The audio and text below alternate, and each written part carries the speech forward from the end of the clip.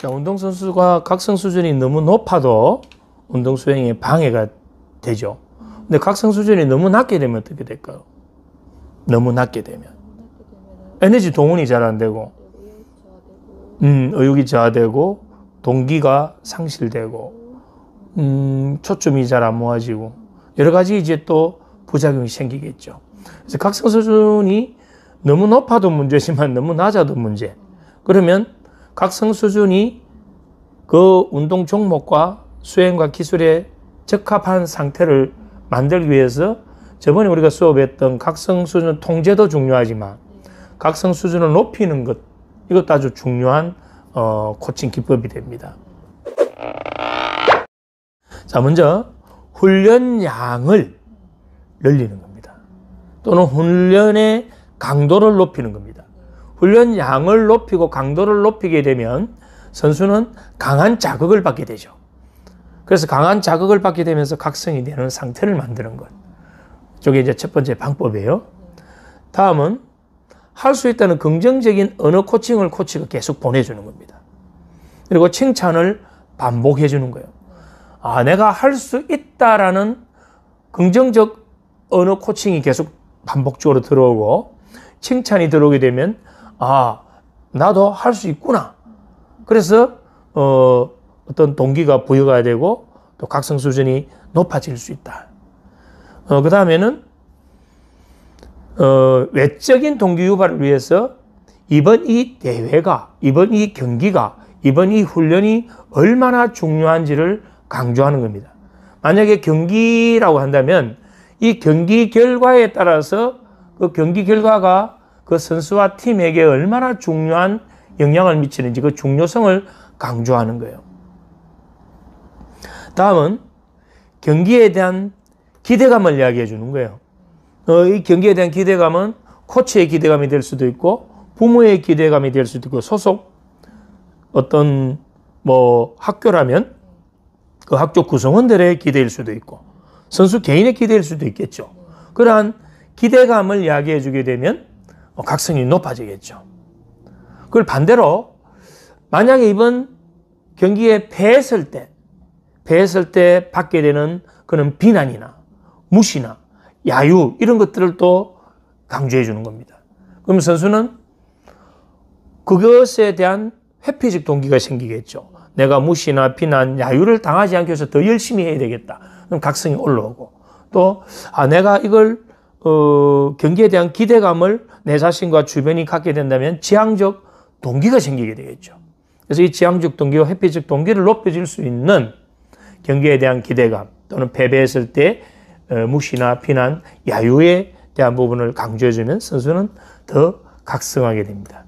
지금 이 설명은 전부 다 너무 낮은 각성 상태, 동기가 상실된 선수들에 대한 코칭 방법을 이야기하는 거예요. 다음은 경기 전에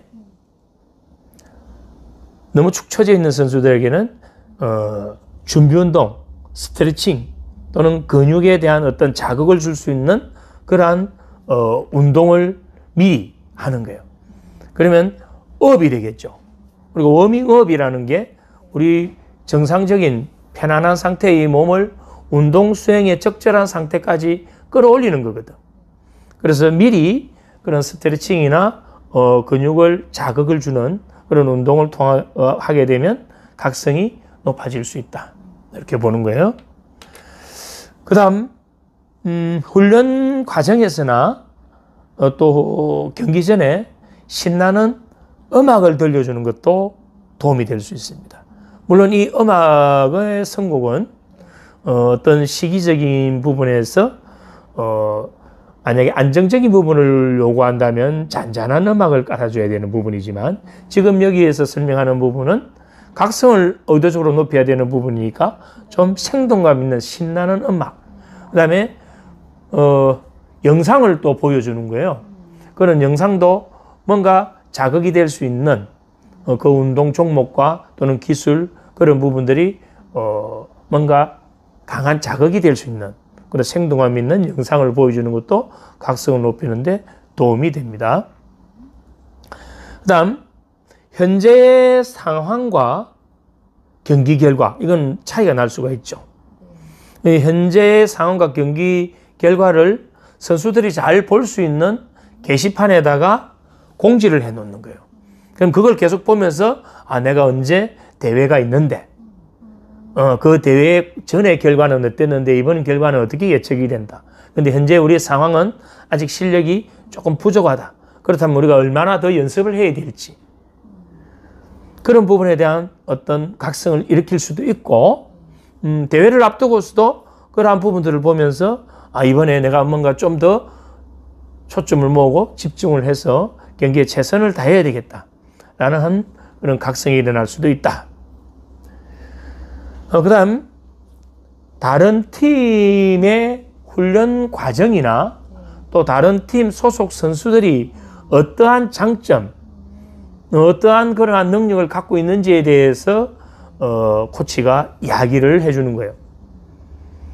이건 뭐냐면 경쟁 심리를 부추기는 겁니다. 외부적 어떤 자극에 의해서 다른 팀이 이렇게 훈련을 하고 있구나. 또 다른 팀 소속 선수들은 이러한 장점을 갖고 있구나. 내가 그렇다면 가만히 있을 수 없지. 내가 어떻게 준비를 해야 될까? 라는 어떤 각성을 가져올 수 있도록 강조해 주는 거예요. 그 다음 선수 개인이 갖고 있는 결과 목표가 있고 팀이 갖고 있는 결과 목표가 있죠. 그럼 개인이 갖고 있는 그 결과 목표와 팀이 갖고 있는 그 결과 목표를 선수에게 반복적으로 강조해 주는 겁니다. 왜 이게 중요하냐면 그 목표가 선수를 끌어당길 수 있기 때문에 그렇습니다.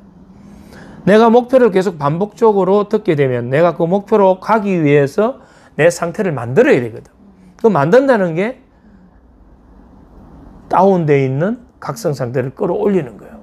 그래서 개인과 팀의 결과 목표를 강조하는 것도 각성을 높이는 데 도움이 된다.